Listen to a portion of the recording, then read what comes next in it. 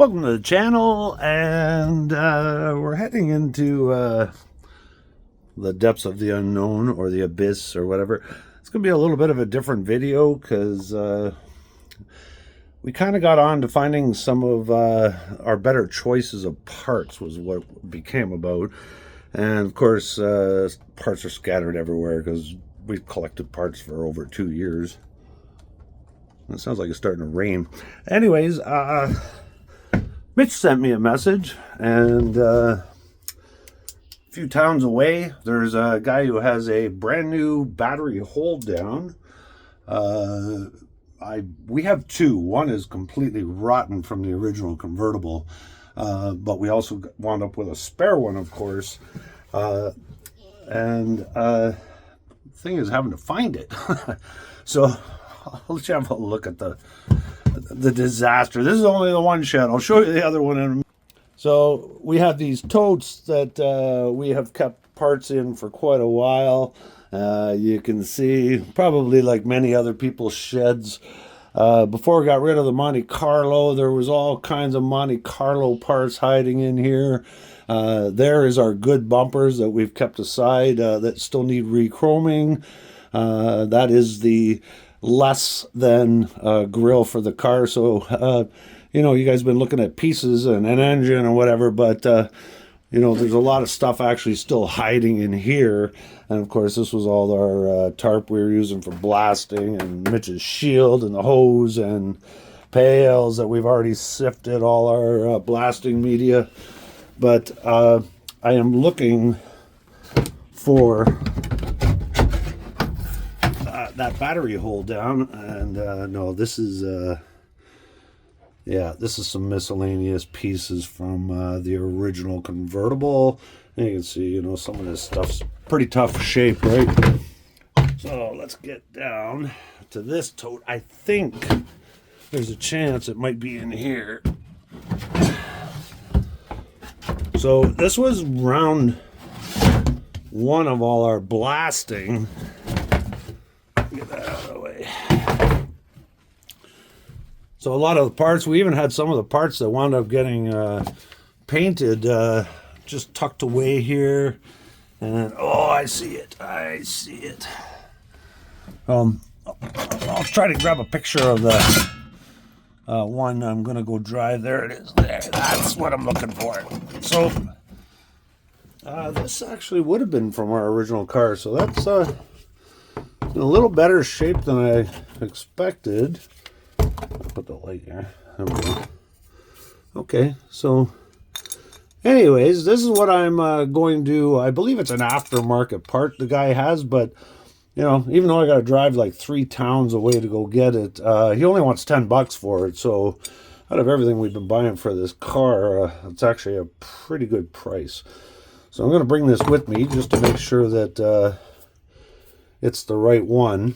And yeah, so the journey begins right now. And I'll come back in a bit and give you a look in the other shed where our other mess was. We did find some stuff hiding in there that we tucked under the shelves. And then I'll update you on what we were up to, because we did find a number of parts. And of course, we had to compare what was better to the other, and we did find some things that were damaged, of course, again. So we're going to use the better parts. I'll be back in a second. So here we are 1 second later, which in reality is actually like hours now. So I did make the trip out, and I got the part. I met a really nice guy named Chris. So if you happen to catch a video, Chris, hi. And we had some interesting discussions. Chris also has some classic cars as well. I'm pretty sure he mentioned he had a 68 T-Bird with a 429 in it. He also has a 63 Fairlane. And of course, talking to guys with cars is always really beneficial when you're looking for stuff. And I'm probably going to get to see Chris again, because he has an extra console for the 63 Fairlane, and I might be very interested in it for our Frankenlane project that you guys have heard about. So Probably be talking to Chris again. But anyways, so got the repop battery hold down. It is a little different than the original, which is not a total surprise, but I'll flip this so you guys can see. So here's our original, which was actually in better shape than I expected. We had done this blasting, I believe, over a year ago, and it never got primered or anything. So that's part of the reason that it started to rust again. So we'd probably just give it another quick blast off if we were going to use it. But let's see how well this shows up. Yeah, I guess you can see it. So you can see, I believe this actually is like a lock tang that goes into another hole in the battery tray. I'm going to have a closer look at it. I mean, he gave me a great deal on this, and, you know, but we have another option. So having parts for us has been just about everything when it comes to this. And like I said, we wound up spending a bunch of time looking for some stuff.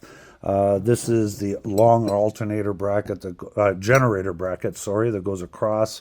We got a little more cleanup work to do, but it was in tough shape out of the convertible. So that's the original one. This is another thing we got into. And I normally have lots of footage for you guys to watch, but I'm going to take a hit here and show you how important it is to have a camera guy. So, and then I never even fixed this, okay? Here's one of our cameras that you guys see a lot of our angles from. And it fell off the toolbox. So normally, you'd be getting a picture from that for some of the angles. And then we have what we call our roaming or on-the-fly camera. Well, we turn it around so it doesn't kill the battery on break. And then we forgot to spin it this way. So that camera absolutely did nothing last day out. And then there's this extension cord, pardon the mess of, you know, everything is a mess. But if we don't plug this extension cord in, right here, there's a camera up there. It'll probably, if it doesn't light up, I'll see if I can stay focused on it. You'll see the blue light come on when I come around, probably. There you go. So that's the other angle that we use on a regular basis when we're working out here, and we had no cameras on. Like, what? Talk about a bunch of monkeys. So anyways, the camera guy got fired, and you won't see me anymore because that's all on me.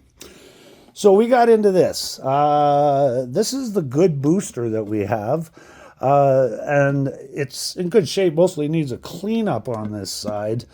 But what we found, and yes, we decided to take the entire thing completely apart because the stamped metal side of it was quite rusted on the back side.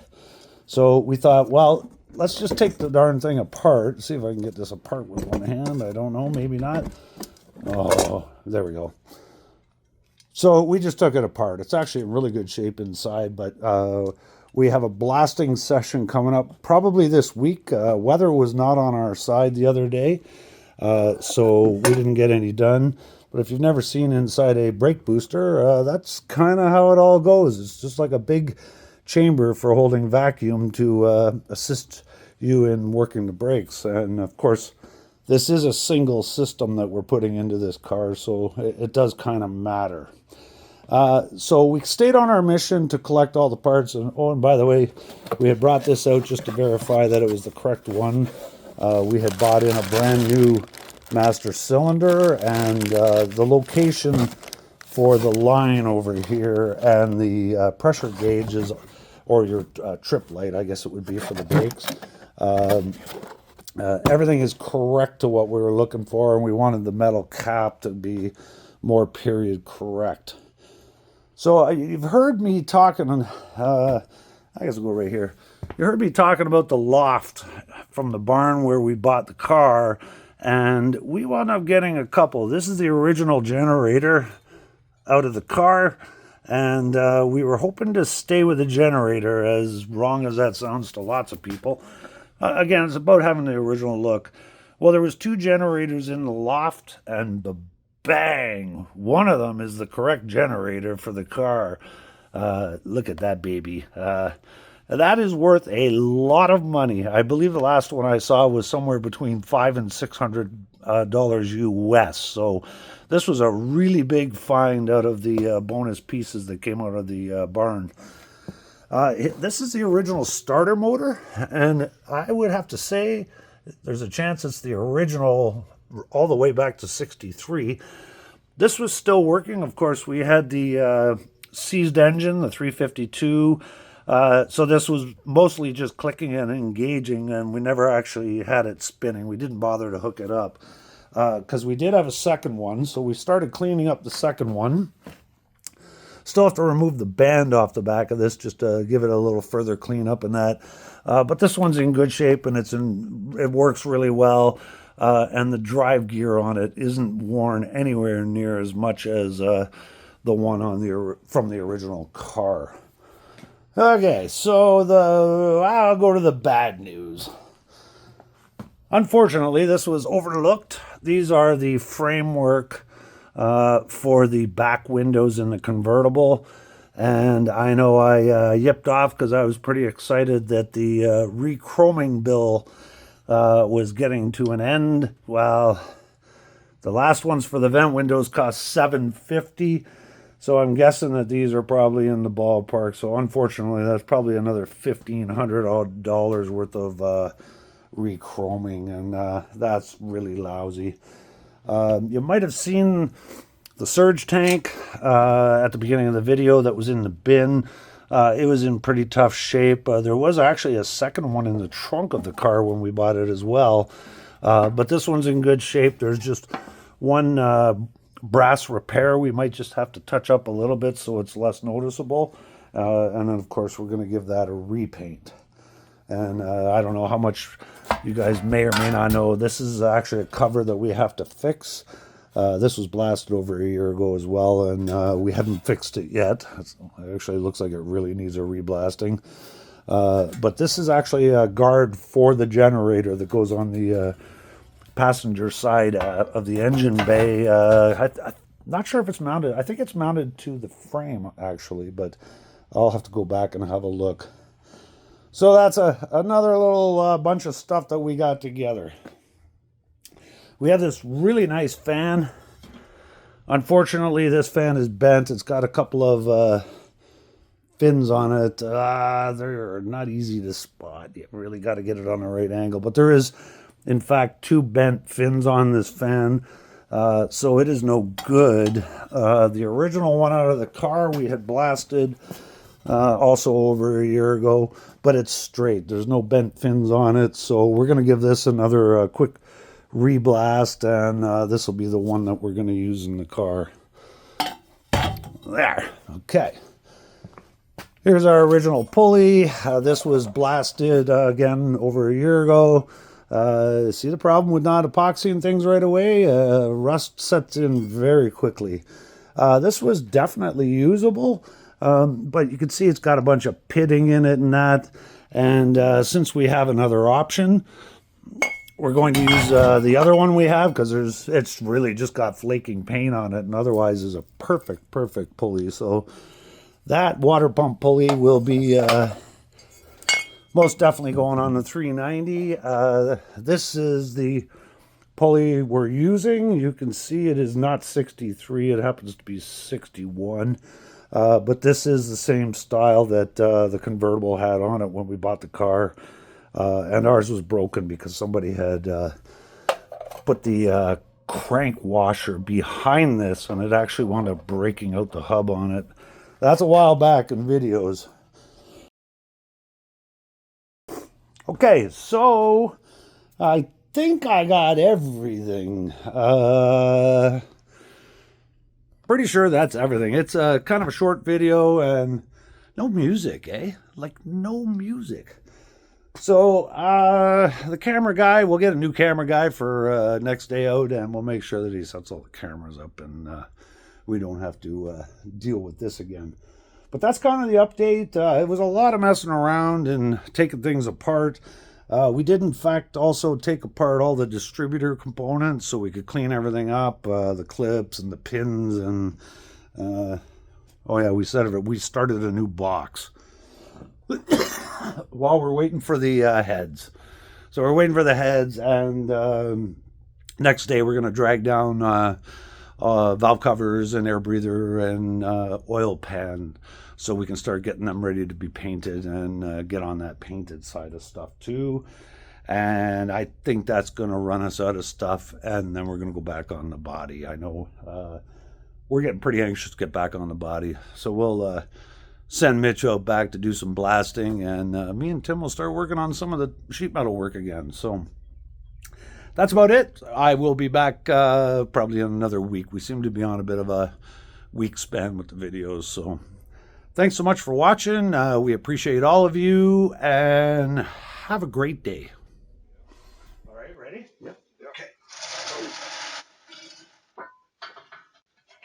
Works good. That's definitely where the third wheel helps, boy. Yep. Oh, yes, it That would does. have been fun, eh, Mitch? Get the bolts in! I can't. I'm holding the block. I know, right? Yeah, I see that. That's exactly how I herniated myself.